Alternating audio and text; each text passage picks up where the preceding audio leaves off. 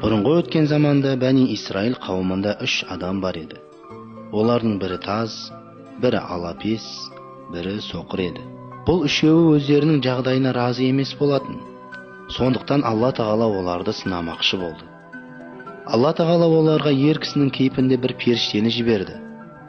Ол бірінші алапес болған адамға келді. Сенің арманың, ең жақсы көретін нәрсең не? Менің арманым мынау бетіндегі аладақтар кетсе деймін.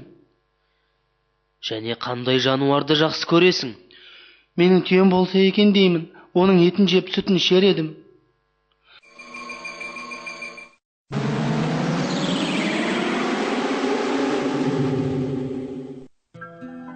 Я Алла, Аллаға шүкір, бетіндегі аладақтар кетті. Енді адамдар менен жиіркеніп қашпайтын болды. Бұл түйе менің түйем бе? Мырзам, саған үлкен рахмет. Алла саған берекетін берсін. Сенің арманың не? Әдемі шашым болса деп армандаймын. Қандай жануарды жақсы көресің? Сиыр. Я сиыр.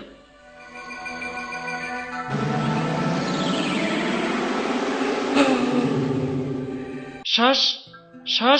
Енді менің шашым бар әдемі. Енді күніге басымды жуамын, тараймын.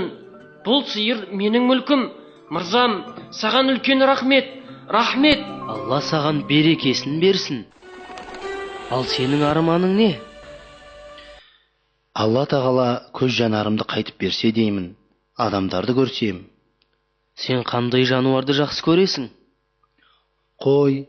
Я, қойды.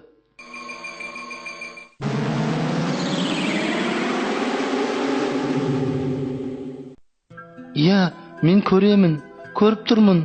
Мырзам, мен сені көріп тұрмын. Қойды да көріп тұрмын. Аллаға шүкір. Алла саған берекетін берсін. Осылайша үшеуінің малдары көбейді. Алапестің мыңдаған түйелері болды. Таздың сиырлары да көбейді. Соқырдың қора-қора қойлары болды. Осыдан кейін Алла Тағала оларды тағы да сынамақшы болды. Оларға періштені өздерінің бұрынғы кейіптерінде жіберді. Періште бірінші алапес болған адамға келді.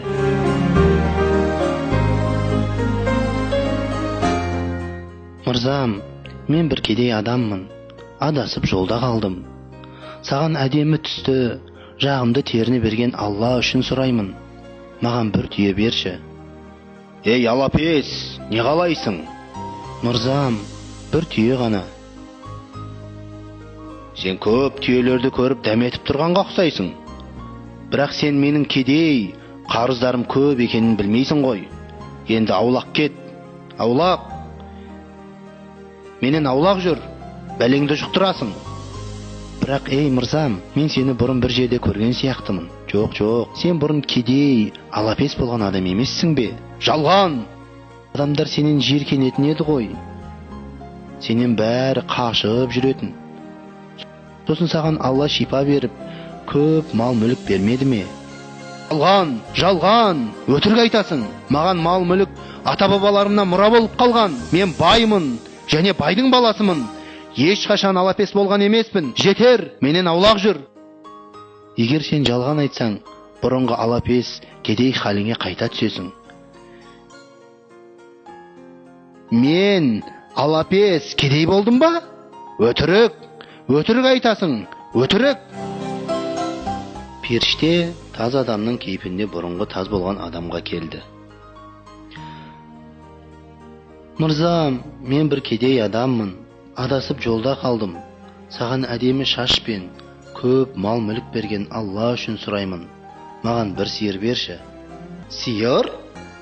Бір сиыр? Мен саған бергім-ақ келіп тұр. Бірақ мен кедеймін. Мынау көп сиыр сені қызықтырмай-ақ қойсын.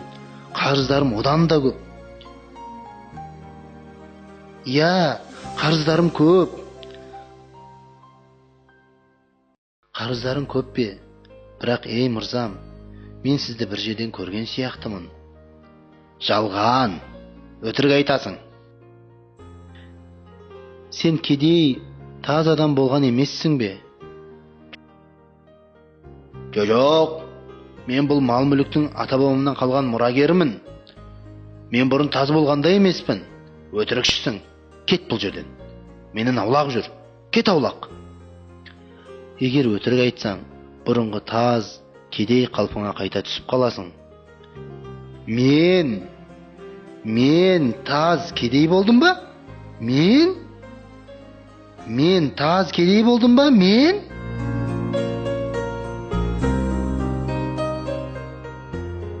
Келесі кезекте періште соқыр болған адамға қарай соқыр адам кейпіне кіріп бет алды. Мырзам, мен бір кедей адаммын. Адасып жолда қалдым. Менің ешқандай ақшам қалмады. Саған көру нығметін берген, көп мал мүлік берген Алла тағала үшін сұраймын. Маған бір қой ғана берші. Қош келдің. Қош келіпсің. Саған ең жақсы қойымды беремін. Мал мүлік Алланыкі. Мен соқыр едім. Алла маған көру қабілетін берді. Көп малды сыйға тартты. Аллаға шүкір. Әлхамдулилла. Алла саған малыңа береке берсін. Оны сақтауға тырыс. Саған Алла тағала разы болсын.